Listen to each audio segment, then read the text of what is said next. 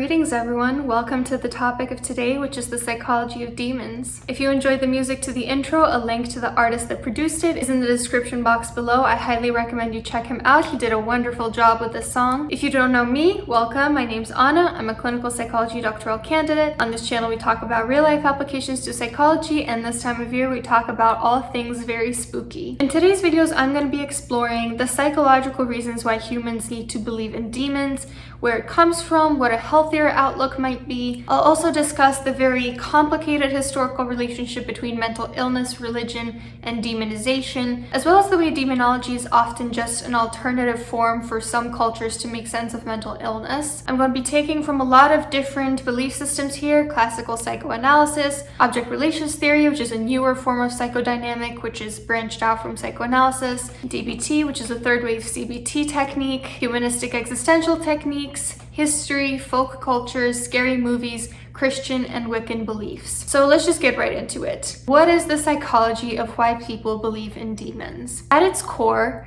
humans have created this concept of demons because we fear there is something out there which is pure evil. This is easier for us to believe than the idea that there is the potential for evil within every single person. It's easier for us to say X person who did an evil thing is pure evil than to acknowledge X person did evil things, but they also have good things that they've done. The latter threatens our understanding of our own goodness. It makes us question whether there are times when we too have acted in evil ways. No, it's far easier to categorize people into good and bad than it is to acknowledge that we all have a mix of the two, that even the most evil people in history were not pure evil, and even the most good people in history were not pure good. This concept of putting people into very discrete categories is frankly a sign of psychological immaturity. Remember, when I say maturity, I don't mean that as an insult, because many people are psychologically regressed because of, say, traumas that occurred at a specific young age, and many of us regress when under stress. So let's say you just found out that you got cheated on, you might categorize your ex as pure evil. You might demonize them. Essentially, what I'm describing here falls under two defense mechanisms. If you're not familiar with defense mechanisms,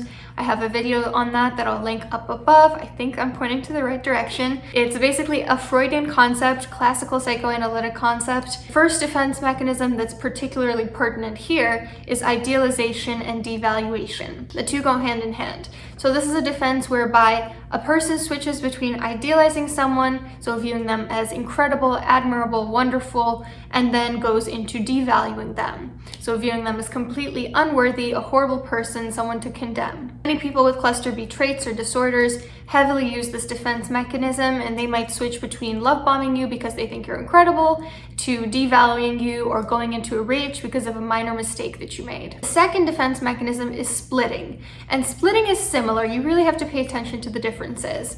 Splitting is when you split groups of people into a category of idealization or into a category of devaluation. So for instance, this group of people is all bad, this group of people is all good. I was unfortunately caught in the crossfire of someone splitting one time. This person had just regressed psychologically because they were triggered into a trauma reaction, and afterwards they split everyone in their life into either all good or all bad, and everyone was either completely with them or completely against them. Another example of a really immature way that we lump people into discrete categories is the Madonna complex. I've spoken about this before. It's basically when primarily men, but sometimes women can do it too, I suppose, view women as either innocent, pure maternal figures or dirty sexual objects who are unworthy of respect or kindness. These are the men who determine that there are women who they respect enough to commit to, but because they see this category of women as so maternal and asexual, because in order to be respected, a woman must be asexual, then they cease to feel attracted to the women that they respect, instead just objectifying women that they are attracted to but do not respect. These days, another incredibly dangerous and reductionistic mindset is demonization. It means that we literally demonize groups of people. We see this a lot with socio-political phenomena, where we view another group of people as others, and then we dehumanize them because of qualities we deem to be inferior. Also, usually while fear-mongering about how this group of people is incredibly dangerous. We saw this with what the Third Reich did, for instance, to anyone that wasn't Aryan, Jews, Romani, LGBTQ individuals. Very much still happening today. Not going to go into politics in this video, but I'm sure you can take a guess who does some demonization of groups these days. Interestingly, I've recently noticed that the internet has a tendency to demonize people with cluster B personality disorders, particularly antisocial personality disorder and narcissistic personality disorder. This is nothing new, as I'll go into a bit. Demonizing people with mental illness is literally how our modern day conceptualization of demons emerged. But it is extremely dangerous because along with demonization comes dehumanization. The people that we perceive to be all evil, we do not perceive them to be people at all. We see them as these demonic entities. Because surely, this person, if they do evil things, they must be evil, and if they are pure evil, then they are not human. As soon as you dehumanize a group of people, that's when you feel justified committing the most atrocious crimes against them. So what does psychology have to say about why we do this? Why do we feel we have to categorize some people as pure evil? This is where I'm going to bring up object relations, which, like I said, is a psychodynamic theory that branched out from psychoanalysis and it's more modern. In object relations, there's this concept of good object versus bad object. When you're an infant, you cannot integrate the good mother with the bad mother. The mother that's good to you, that feeds you, that cuddles you, she's not the same mother as the mother that sometimes is not there for you, is not able to meet your needs. You cannot integrate the two. You do not realize that the person you sometimes hate is also the person you sometimes love. You only know what you feel in the moment. You do not integrate it to the whole person, to the whole history of your relationship with them. So for someone who uses these defense mechanisms a lot of splitting and devaluation and idealization, there is somebody who for some reason just could not mature past the age of infancy. Perhaps something traumatic occurred at that age, perhaps they were neglected in some way, perhaps they were separated from their parents, who knows. Usually this is where borderline personality disorder can emerge.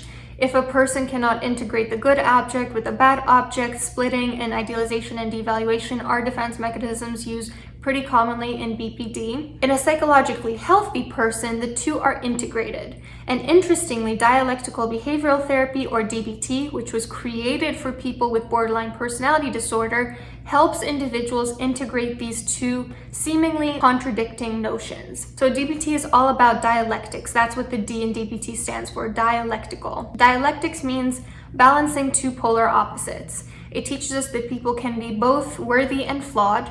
A person can be both a good person and bad for us. They can be both a good person and a bad person in general. Our logical mind is a combination of both logic and emotion, not one or the other. Avoiding relapse and addiction is about both abstinence and harm reduction, again, not one or the other. It's all about acknowledging that opposites can coexist, and it's not necessarily a contradiction, but rather just a mature way of viewing the world. Let's briefly touch on the role of religion in demonology. Demons have existed as a concept long before the Abrahamic religions. For instance, in ancient Egypt, there was the demon god Apopis. I'm not sure how to pronounce that. They continued to prevail as a concept during the rise of Abrahamic religions, of course. During the early Islamic period, for instance, Arabs believed in jinns, which are shape-shifting genies, some of whom were considered shayateen, which are dangerous demons. In Christianity, demons, of course, play a major role in the Bible. They're described as these discrete entities of pure evil from Satan. This is very in line with the way that demons are portrayed in movies or popular media.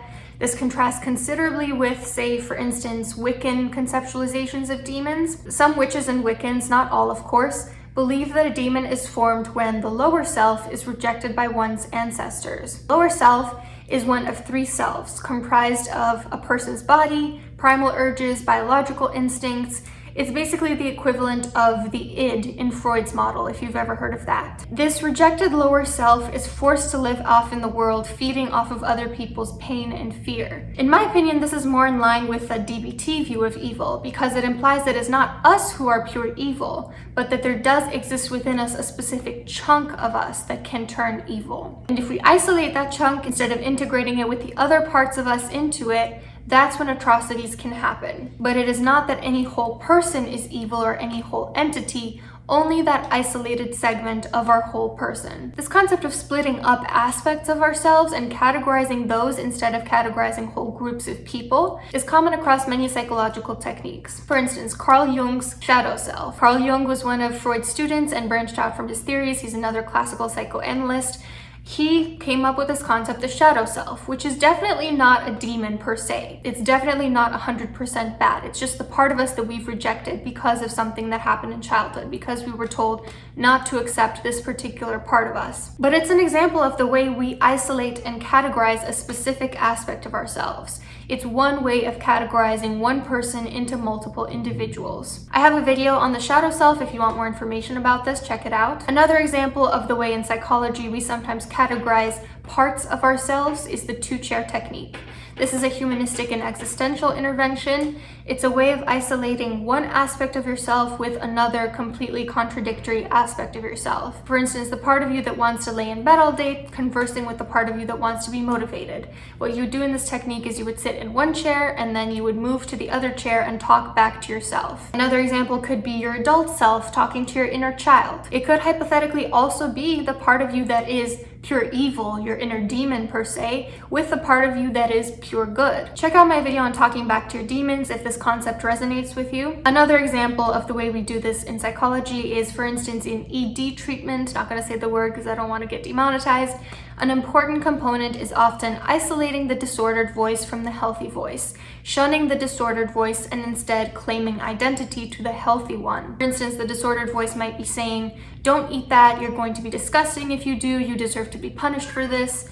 Sounds very much like a demon to me. And you're trying to strengthen that voice that talks back to it, saying, "You're a liar, you're emotionally abusive to me, I'm not listening to you, I'm gonna eat whatever I want, I deserve to nourish myself." So all this talk about splitting up parts of ourselves into different personas brings up a topic that we have to kind of touch upon, and this is identity dissociation. Sometimes referred to in the past as multiple personality disorder, today it's referred to as dissociative identity disorder, DID. In the traditional pop culture biblical representations of demons, demon possession looks very similar to how it might look for someone to suddenly be taken over by one of their personas if they have DID. The idea of a person being overcome against their will by a separate entity that they can't control, who uses their body to channel them, but it's not them. Of course, that's not how DID actually works. This isn't my area of expertise, but from what I understand, most alters of people with DID are well-rounded personalities like any human, not entities of pure evil like we conceive demons to be. But although it's not accurate to conceptualize dissociative identity disorder as demonic possession,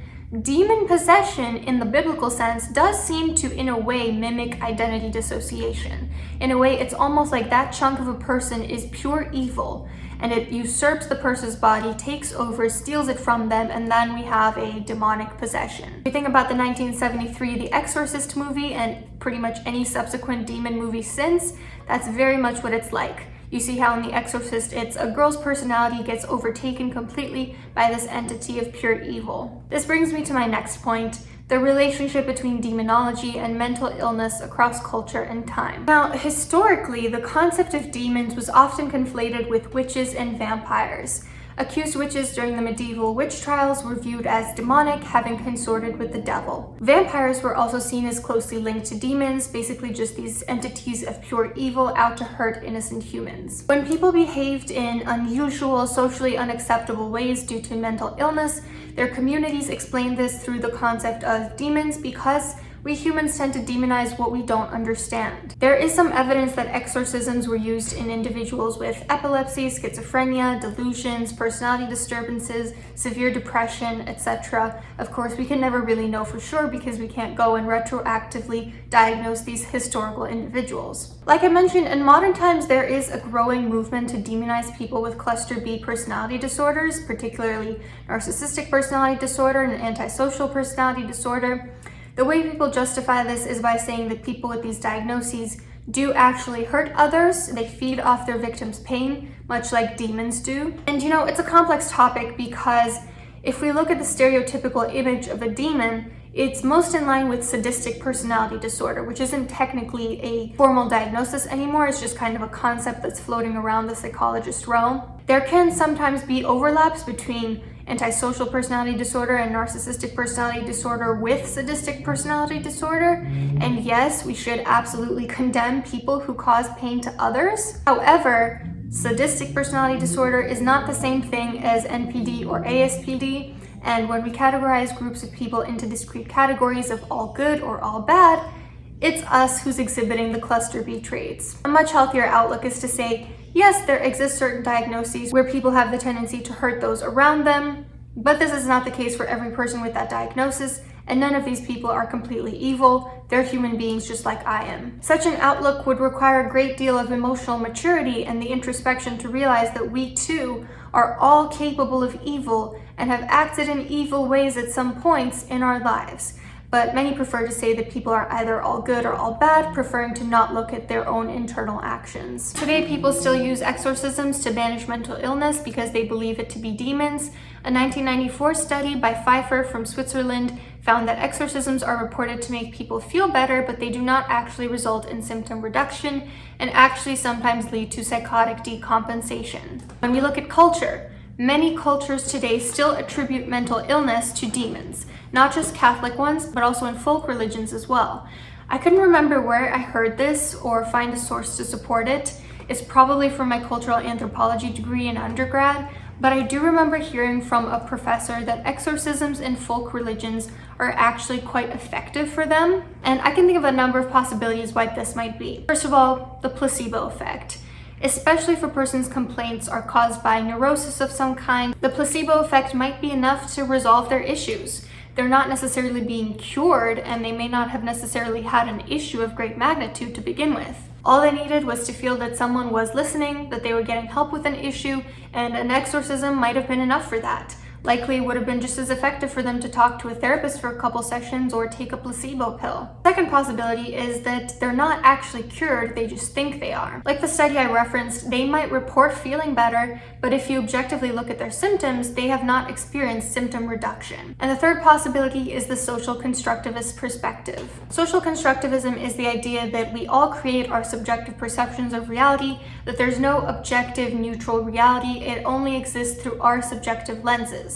From this perspective, we might argue that demons are the same exact thing as mental illness, that we are just using different terminology to talk about the same thing. What some cultures cure through exorcisms or other rituals could be cured just the same through psychotherapy. It's not that one is superior to the other, just that we're using different frameworks to describe and treat the same reality. So to recap, because I know this was a very cerebral episode, the traditional conceptualization of demons as entities of pure evil can be explained by the psychological immaturity in the form of defense mechanisms like splitting and idealization and devaluation. This psychological immaturity likely results from the inability to integrate the good object with the bad object, usually due to some form of early trauma or neglect. This traditional outlook is consistent with ancient and biblical depictions of demons. If we instead conceptualize demons as a fragment of a person rather than the whole person, this is a bit more in line with DBT and also with Wiccan beliefs. Conceptualizing it in this way can actually result in many psychological interventions, including the two-chair technique, shadow work on the shadow self, isolating the disordered voice from the healthy voice, etc. Conceptualizing demons as a fragment of ourselves can also parallel identity dissociation, in that both involve someone being usurped by another entity. Historically, mental illness has been demonized because we didn't know what it was. We demonize epilepsy, schizophrenia. In modern days, we tend to demonize people with cluster B personality disorders. Across some cultures, mental illness is still viewed as caused by demons, and exorcisms can still be used to treat mental illness, not very effectively. If we think about demonology as simply another way to frame mental illness, we may realize that we're all actually talking about the same thing. Call it a demon or call it a mental disorder. If it's causing you pain, you still have the right to banish it from your mind. You just have to make sure that the way you're going about that doesn't cause more harm to yourself or others. I hope this was interesting. Never thought I'd be making a video on the psychology of demons, but it was actually really fun. Let me know if you believe in demons down in the comments below. If you enjoyed this, please hit like and subscribe. It means so much to me, and I'll see you soon.